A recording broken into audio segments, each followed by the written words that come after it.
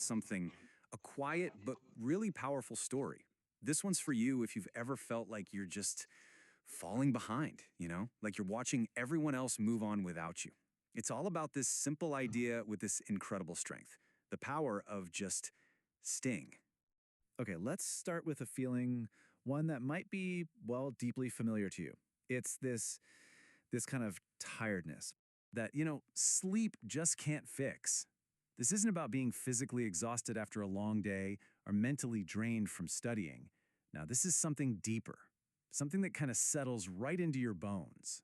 It's that bone deep weariness you get from trying, from putting in all the work, giving it your absolute best, and still feeling like you're completely stuck, just in the exact same place. If you've ever felt that specific weight, then yeah, this story is for you. So let's meet the guy at the center of our story. He wasn't the topper, the one getting all the praise, but he wasn't a failure either, not the one people were worried about. He was just average. And what's really interesting is this idea of average as a dangerous place. I mean, think about it, right? The top performers, they get praise. The folks who are really struggling, they often get sympathy, maybe some help. But what about the people stuck in the middle? For them, there's usually just silence. You pretty much become invisible. And that silence, that feeling of being invisible, it just fuels this nagging question inside him. One he'd ask himself every single morning. Am I actually getting anywhere? Or am I just pretending to be busy? It's that quiet, creeping fear that all this effort, going to class, watching lectures, taking notes, that it might all just add up to nothing. And to make things worse, this whole internal struggle just gets louder because of what's happening around him. See, one by one, people he knew started to, well, visibly move ahead. Like a friend lands that amazing internship. Another starts freelancing and is actually successful. Someone else launches a YouTube channel and, believe it or not, starts getting views. And every single one of those updates is just another painful little reminder of how stuck he feels. He's still at the same desk, in the same room, wrestling with the same old doubts. Now, of course, he'd smile and congratulate them. That's what you do, right? But later, when he was alone, that's when the self-attacking questions would start. And the first one, oh, it's a classic. A question I think a lot of us have asked. Why am I so slow? And at thought, it just spirals into something even more isolating. Why does everyone else seem to have it all figured out? Why do they get clarity and I don't? It's the kind of question that can make you feel completely broken, Like you're the only one who missed out on the instruction manual for life. And this next part is so profound. Some nights, he'd open his book and just stare. Not because he couldn't study, but because hope itself was just getting heavy. Think about that. The very thing that's supposed to keep you going can feel like this crushing weight when you feel like you're constantly falling short.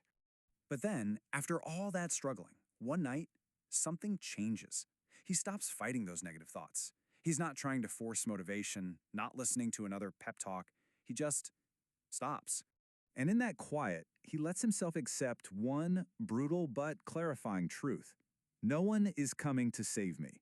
Not a mentor, not a teacher, not some viral video that's going to magically fix everything. The responsibility, it was his and his alone.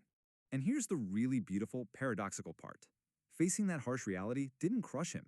It's strange, but that acceptance actually gave him peace. A real profound sense of peace.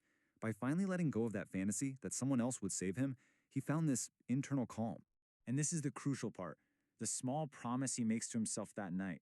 It's not some huge, dramatic vow. It's something quiet, something sustainable. I will not aim to be extraordinary. I will just aim to be consistent.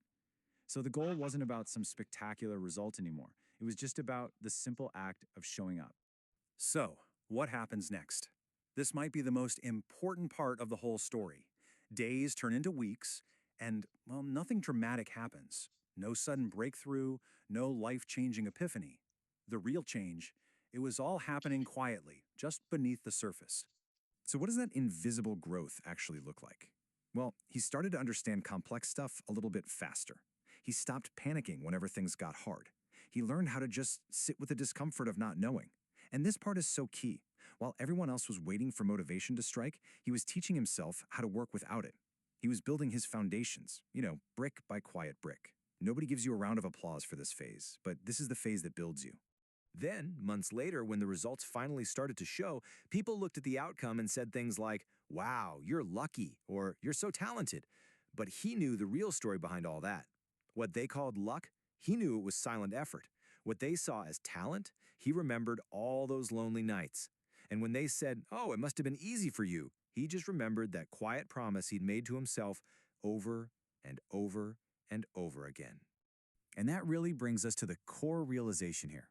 It wasn't the success, not the final grade or the job offer, that actually transformed him.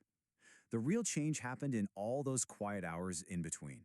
Success didn't change him, staying did. So, if you're listening to this right now and you're feeling stuck, let's make this personal. This message is for you. You don't need to move fast. Your progress doesn't have to be a big show. You don't need to broadcast every little win or prove your journey to anybody. You don't need to move loud. The instruction here is so simple it's almost deceptive, but it's incredibly powerful. You just need to not stop.